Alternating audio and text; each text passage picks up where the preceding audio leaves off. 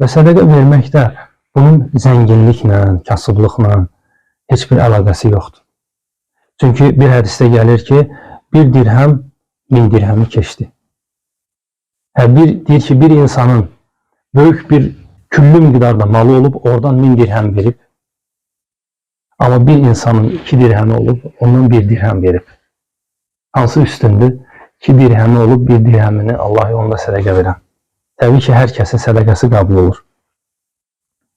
Və sədəqələr də bəzən verildiyi niyyətə görə arta bilir dərəcəsi. Bir əməl 10 qatından 700 qatına arta bilir və 700-dən daha da artıq ola bilir.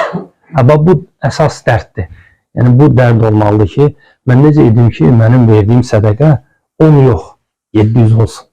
Və ya 700-dən daha artıq olsun ki, onun sayını Allahdan başqa heç kəs bilməsin. Bax, bu böyük sərmayədir. Necə İmam Şafi deyir ki,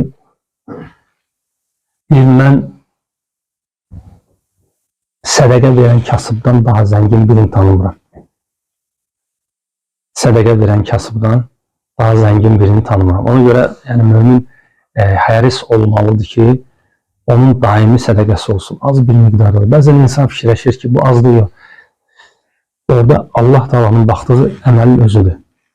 Yəni, onun miqdarı nəyə yox. İnsanın niyyəti və əməlin özü və insanın göstərdiyi səy. Ona görə deyir ki, sələflərdən birini görürlər ki, əlində soğan tutub gedir. Deyirlər ki, yəni, soğanı hara aparsan, deyir ki, evdə heç nə tapa bilmədim. Gündəlik çıxartdığım bir sədəqə vardı. İndi bundan başqasını tapa bilmədim. Peyğəmbərimiz sallallahu aleyhi ve sellem deyir ki, öz sədəqəsinin kölgəsində olacaq qiyamət günü.